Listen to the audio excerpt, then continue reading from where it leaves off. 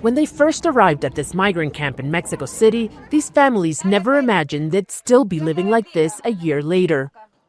12 months ago, President Trump canceled all legal paths for these migrants, mostly Venezuelans, to reach the United States.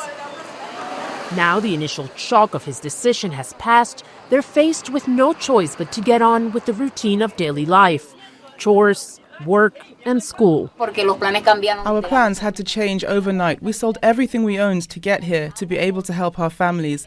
In the end, we were left with nothing. We just got stuck here. At the time, nearly 300,000 migrants were on Mexican soil, either trying to reach the U.S. border or waiting for their scheduled asylum appointment in the U.S. Tens of thousands have since returned home. But for those who remain, their future in Mexico is uncertain.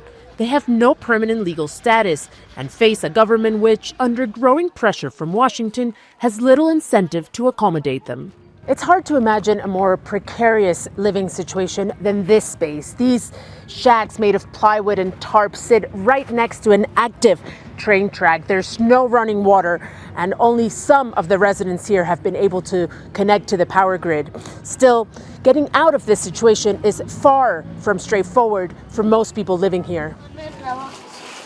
The asylum process in Mexico is tangled. It can take more than a year before a case is even reviewed. And in the first half of 2025 alone, Mexico granted asylum to only 3% of applicants. Migrants' rights organizations say it's become nearly impossible for people to stick with the process. Yeah, I mean, there are undoubtedly thousands of people that are trapped. And that's just the reality of the situation. Not everyone is going to want to stay in Mexico, but not everyone can go home or can go to another third country.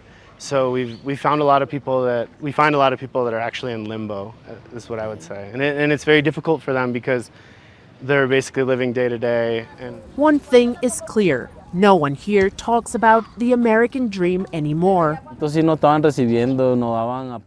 Trump achieved what he wanted. Humberto tells me no one is taking the risk because we can't see a benefit on the other end.